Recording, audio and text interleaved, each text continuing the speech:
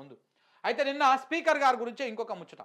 Speaker గారు నిన్న చాలా అద్భుతమైనటువంటి వ్యవహార శైలితోని ఆయన కనపడ్డారు. ఎంత వ్యవహార శైలి అంటే ఆయన మాట్లాడుతుంటే మరి మొన్న జగదీష్ రెడ్డి గారు స్పీకర్ గారు ఇది మీ సభ మీ ఒక్క సొంతం కాదు అన్నదానికి చాలా నొచ్చుకొని ఆయనని సస్పెండ్ చేసి సెషన్ వరకు బయటకు పంపించారు. ఆ బయటకు పంపించి ఇప్పటిదాకా దానికి సంబంధించినటువంటి అఫీషియల్ బులెటిన్ కూడా ఎక్కడ కూడా పెట్టలేదు. ఈ కాంగ్రెస్ గవర్నమెంట్ లెక్కన తయారైంది స్పీకర్ కూడా. సేమ్ స్పీకర్ గారు అంటే చాలా హోదాలు చాలా చాలా రాజ్యాంగబద్ధమైనటువంటి పదవిలో ఉన్నప్పుడు చాలా ఆచితూచి వ్యవహారంతో వ్యవహరించాలి. కానీ ఆయన కూడా రాజ్యాంగాన్ని తుంగలో దొక్కి ఆయన పదవులను ఆయన విచక్షణ అధికారాలను దుర్వినియోగం చేస్తున్నట్టుగా స్పష్టంగా కనబడతా ఉంది.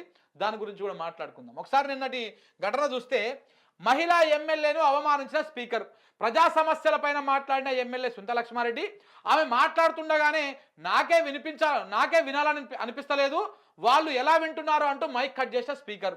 సభ సభ్యుల గౌరవాన్ని కాపాడాల్సిన స్పీకర్ సభలో మహిళను అవమానించడం కాదా? చర్చనీయాంశంగా మారినటువంటి స్పీకరు వ్యవహారం. ఒకసారి మీకు ఈ వీడియో చూపిస్తాం మిత్రులారా, చూడండి ఒకసారి. మరి కేసీఆర్ గారు ఏం చేసిందని చెప్పేసి అడుగుతాను కదా అధ్యక్ష. నేను కొన్ని విషయాలు చెప్తాను అధ్యక్ష, ఎక్కువ చెప్పను. ఒక 2 minutes అధ్యక్ష, ఒక 2 minutes అధ్యక్ష. ఇంటింటికి నల్లా కనెక్షన్ లక్ష్మణ్ కుమార్ అది చూడండి ఒకసారి చూడండి.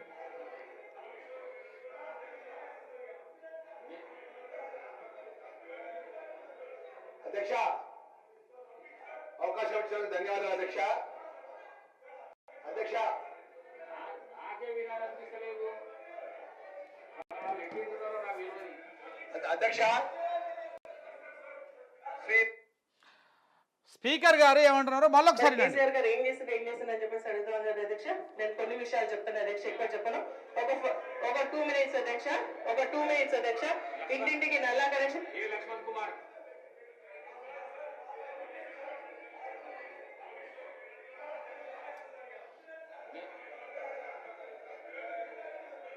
అధ్యక్ష అవకాశం ఇచ్చినందుకు ధన్యవాదాలు అధ్యక్ష. అధ్యక్ష నాకే వినాలనిపిస్తలేదు, వాళ్ళు ఎట్లుంటున్నారో నాకు తెలియదు. ఏమంటున్నారు? సుద్ద లక్ష్మారెడ్డి గారు మాట్లాడుతూ ఉంటే స్పీకర్ గారికే వినాలనిపించట్లేదంట. వాళ్ళు ఎట్లా వింటున్నారు అంటే ఎవరు? కాంగ్రెస్ సభ్యులు, ప్రభుత్వం సైడ్న కూర్చున్నటువంటి సభ్యులు ఎలా వింటున్నారో నాకైతే అర్థమైతలేదు. నాకే వినాలనిపిస్తలేదు ఆమె మాట్లాడుతుంటే. అంటే ఆమె మాట్లాడుతుంటే వినాలనిపించినంత బూతు మాట్లాడిందా ఆమె, లేకపోతే అంత వల్గర్గా ఏమైనా మాట్లాడిందా, లేకపోతే ఆమె మాటలు నీకు నచ్చడం లేదా? మీరు స్పీకర్ అనుకుంటున్నారా, కాంగ్రెస్ సభ్యుడు అనుకుంటున్నారా, మీరు ఏమనుకుంటున్నారు అనేది సమాధానం చెప్పాల్సినటువంటి అవసరము శ్రీ శ్రీ శ్రీ శ్రీ శ్రీ గడ్డం ప్రసాద్ గారి మీద ఉన్నది 100% ఉన్నది. మీరు స్పీకర్గా ఉండి ఈ పక్షపాత ధోరణి ఏంటండి, ఈ అసహనం వ్యక్తం చేసుడు ఏంటండి? మీరు స్పీకర్ అనుకుంటున్నారా, లేకపోతే ఇంకేమో డిక్టేటర్ లెక్క ఫీల్ అవుతా ఉన్నారా మీరు ఆ చైర్లో కూర్చొని? సారీ టు సే 100% స్పీకర్ అంటే స్పీకరే. మీరు అన్ని పక్షాలను సమానంగా చూడాలి, అన్ని పక్షాలను సమానంగా చూడాలి. అంతేగాని మీకు నచ్చితేనేమో మైక్ ఇస్తాం, నచ్చకపోతే వదిలేస్తాం. అసలు వాళ్ళు ఎలా వింటారో, వాళ్ళు ఎలా వింటున్నారో నాకు అర్థమైతే లేదు అంటే మీరే డిసైడ్ చేస్తారు ఆమె మాట్లాడేది మంచిగా లేదని, ఆమె మాట్లాడేది అది కాదని చెప్పేసి మీరెట్లా డిసైడ్ చేస్తారు?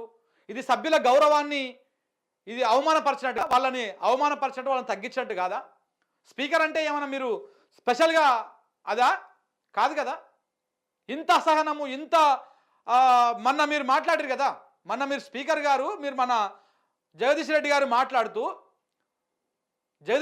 మాట్లాడుతూ అధ్యక్ష ఈ సభ అందరిది, ఈ సభలో అందరు సభ్యులను సమానంగా చూడాలి, ఈ సభ అందరిది, అందరికీ సమానమైన హక్కులు ఉంటాయి, ఆ హక్కులను కాపాడాలి, మా అందరి తరఫున మీరు పెద్ద మనిషి తరీకలో ఆ కుర్చీలో కూర్చున్నారు, మీరు పెద్ద మనిషి లెక్క అందరినీ సమానంగా చూడాలి, అంతేగాని సభ మీ సొంతం కాదు అధ్యక్ష, మిమ్మల్ని నేను ప్రశ్నించేంత మాత్రాన స్పీకరు సభా సాంప్రదాయాలను ఉల్లంఘించినట్టు కాదు, స్పీకర్ని అగౌరవపరిచినట్టు కాదు, మిమ్మల్ని ప్రశ్నించేటువంటి అధికారం మాకు ఉంటుంది, మాకు క్వశ్చన్ చేసేటువంటి అధికారం ఉంటుంది, మాకు స్పీకర్ ఇవ్వమని అడుగుతాము, మాకు మైక్ ఇవ్వమని అడుగుతాము, నచ్చకపోతే స్పీకర్ పోడియం దగ్గరకు వచ్చి ప్రొటెక్ట్ చేస్తాం, ఆ అధికారం కూడా మాకున్నది, ఆ హక్కు కూడా మాకున్నది సభ్యులకు అని చెప్పేసి ఆయన మాట్లాడిండు. అంత మాత్రాన వీళ్ళందరూ సస్పెండ్ చేసేస్తారు, ఇక ఏం మాట్లాడి నడుస్తుంది? స్పీకర్ గారి అసహనము, మరి సుప్రీంకోర్టు తీర్పు, సుప్రీంకోర్టు నోటీసులు, ఇవన్నీ వారి ఫేస్లో ఏమైనా కనపడతా ఉన్నాయా? అసలు ఏం జరుగుతూ ఉంది? ఈ ప్రజాస్వామ్యంలో డిక్టేటర్లు అంటూ ఉండరండి. ఈ ప్రజాస్వామ్యంలో డిక్టేటర్లు లేరు, నియంత్రణలు లేరు. ఇక్కడ సుప్రీంకోర్టు జడ్జిల కాడ నుంచి మొదలు పెడితే ఎవరైనా సరే ఇక్కడ డిక్టేటర్లు ఎవరు లేరు. మన భారత రాజ్యాంగం డాక్టర్ బిఆర్ అంబేద్కర్ గారు రాసినటువంటి రాజ్యాంగం ప్రకారము అందరూ సమానమే. అక్కడ సుప్రీంకోర్టు కూడా 1993లో గద చెప్పింది. న్యాయస్థానం ముందు, న్యాయం ముందు, రాజ్యాంగం ముందు అందరికీ సమానమైనటువంటి హక్కులే ఉంటాయి. స్పీకర్ అయినంత మాత్రాన సుప్రీంకోర్టు ముందుకు రావద్దు, నోటీసులకు సమాధానం ఇవ్వద్దు, ఎవరి మాట వినొద్దు అన్నటువంటి స్పెషల్ అథారిటీలు, స్పెషల్ అధికారాలు ఏమీ లేవు అని చెప్పేసి 1993లో సుప్రీంకోర్టు కూడా గదే చెప్పింది. ఆ విషయాన్ని మీరు మర్చిపోతే ఎట్లా? మీకు తెలియదా? తెలుసుకోలేకపోతా ఉన్నారా? తెలిసినా కానీ ఏం చేస్తుందిలే నాకు అని చెప్పేసి మీకున్నటువంటి ఇమ్యూనిటీ పవర్ తోటి ఈ రకంగా వ్యవహారం చేస్తూ ఉన్నారా? ఏంటి అసలు ఇదంతా? ఇప్పుడు ఆల్రెడీ ఇప్పటికే సుప్రీంకోర్టులో ఒక కేసు, ఈ దేశ న్యాయస్థానాన్ని ఒక కేసు ఊపేస్తూ ఉన్నది. మొన్న రీసెంట్గా ఢిల్లీలో ఒక జడ్జి గారి ఇంట్లో అగ్ని ప్రమాదం జరిగితే అగ్ని ప్రమాదంలో వాళ్ళని ఆస్తి నష్టం ఏం జరిగిందో కానీ ఆయన అవినీతి కట్టలు బయటపడ్డాయి.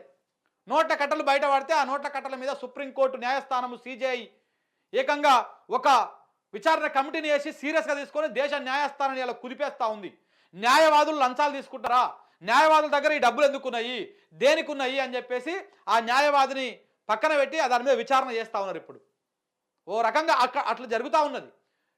చట్టానికి, న్యాయానికి ఎవరు అతీతులు కారు, అది సుప్రీంకోర్టే చెప్తుంది, సుప్రీంకోర్టు న్యాయవాదులే చెప్తున్నారు, ఈ న్యాయస్థానం అదే చెప్తుంది. అంతే తప్ప మీరు కూడా అంతే రాజ్యాంగబద్ధమైనటువంటి పదవిలో ఉన్నారు. మీరు ఆ పదవిలో ఉన్నప్పుడు మీరు ఎట్టి పరిస్థితుల్లో కూడా పక్షపాత ధోరణితో అవతల వాళ్ళతో అసహనం వ్యక్తం చేసేటువంటి విధంగా ఈ రకంగా వ్యవహారం చేయకూడదు కదా. ఇప్పుడు ఇట్లా మాట్లాడితే కేసులు కూడా పెడతారు కావచ్చు. ఎందుకంటే మాట్లాడొద్దు, ఇక్కడ ముఖ్యమంత్రిని ప్రశ్నించొద్దు, స్పీకర్ గారిని ప్రశ్నించొద్దు, ఎవరిని ప్రశ్నించొద్దు. వీళ్ళు డిక్టేటర్ లెక్క దేశాన్ని వెళ్తూ ఉంటారు, రాష్ట్రాన్ని వెళ్తూ ఉంటారు అన్నటువంటి విధంగా మీరు మాటలు ఉన్నాయి. మళ్ళీ వీళ్ళు నిన్న ఇదే వంశీకృష్ణ మాట్లాడతాడు. ఏమంటాడు వంశీకృష్ణ గారు?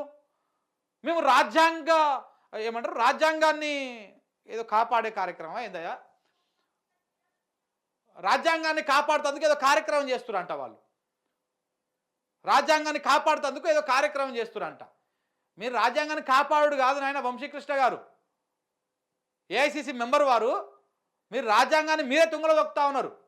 ఆడ మీ రాహుల్ గాంధీ గారేమో చిన్న బుక్ చేతులు పట్టుకొని రాజ్యాంగాన్ని మేము కాపాడుతాము, దీన్ని మార్చాలని చూస్తున్నారు మోడీ, బీజేపీ అని మీరు అంటారు. కానీ ఈయననేమో స్పీకర్ గారితో సహా ముఖ్యమంత్రి గారు, ఇక్కడటువంటి పోలీసు యంత్రాంగము అందరూ కూడా రాజ్యాంగాన్ని తుంగలో దొక్కి స్పెషల్ రాజ్యాంగాన్ని అమలు చేసుకుంటా ఉన్నారు.